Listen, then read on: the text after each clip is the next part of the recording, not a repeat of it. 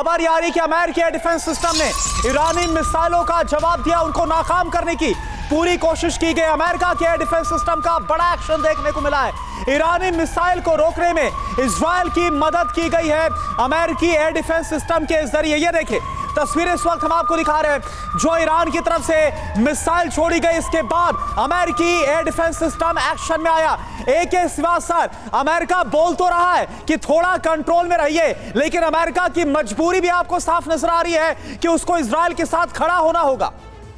हाँ बिल्कुल, इसमें कोई शक नहीं, इजराइल के साथ खड़ा हुआ है और अमेरिका के पास काबिलियत और क्षमता है इजराइल को हेल्प करने की। और इजराइल को मालूम है क्योंकि इजराइल का जो आयरन डोम सिस्टम है वो अकेला ईरान से जो भी मिसाइलें ड्रोन का अटैक हो रहा है संभाल नहीं सकता। उसके लिए उन्होंने पेट्रोल मिसाइल सिस्टम और थार्ड को भी लगा रखा है। और इसी प्रकार से उसने अपनी जो USS ईशनहावर को रेड सी के अंदर लगाया हुआ है, 2 फ्रिगेट और 4 जो है बाकी वारशिप है। मगर यह भी सच्चाई है कि अमेरिका नहीं चाहेगा कि ये लड़ाई का दायरा इतना बढ़े कि ये 3rd वर्ल्ड वॉर की तरफ चला जाए, तो वो इजराइल को एक प्रकार से संयम बरतने की बात करेगा। मगर इजराइल ने पलटवार तो करना है। मुझे लगता है कि जो इजराइल का पलटवार होगा वो बहुत घातक होगा, क्योंकि ईरान ठीक है श्रीवास्तव साहब, देखिए इस बीच ईरानी हमले पर जो बाइडेन का बयान सामने आ गया है। ईरानी हमले पर अमेरिकी राष्ट्रपति की तरफ से क्या कहा गया है, अब आपको ये बताते हैं। ईरानी हमले पर जो बाइडेन का पहला बयान क्या है वो अब TV9 भारतवर्ष पर आपके सामने।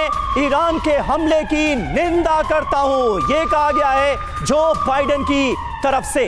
हमारे साथ श्रीवास्तव जी भी मौजूद हैं। श्रीवास्तव जी, किस तरह से आप देख रहे हैं अमेरिका के रुख को, क्योंकि अमेरिका पूरी तरह से इजराइल के साथ है, लेकिन जो इस वक्त परिस्थितियां हैं वो बदली हुई नजर आ रही हैं। अमेरिका नहीं चाहता कि इजराइल फौरन ईरान से इन हमलों का बदला ले। ऐसे में जो बाइडेन का अमेरिकी राष्ट्रपति का क्या रोल देखते हैं?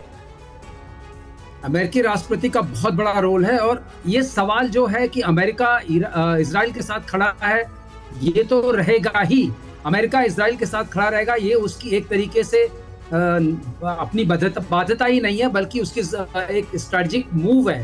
They can not leave Israel alone. अब आप बात जो कह रहे हैं कि वो ये कहते हैं कि आप जो भी करिए संयम के साथ करिए, होश में करिए, जोश में मत करिए। क्योंकि अभी तक जो ईरान का हमला हुआ है उसमें जो आप देख रहे हैं जो स्ट्रेटजी है वो जोश की ज्यादा है, होश की कम है। अगर आप एक तरीके से ऐसे सोचने की कोशिश करिए, ईरान ही सप्लायर्स था वेपन्स का, मिसाइल्स का, और जितने उनके पास गोला बारूद थे। बिल्कुल सही बात है। सुमित चौधरी जिन्होंने ये खबर हम तक पहुंचाई है हमारे साथ ही मौजूद हैं इस वक्त। सुमित, इस वक्त अमेरिका का रोल जाहिर है बहुत इंपॉर्टेंट हो जाता है। अमेरिका किस तरह से इजराइल को समझाने की कोशिश कर रहा है, क्योंकि इससे पहले जो अमेरिका की तरफ से कहा गया वो तो इजराइल ने माना नहीं।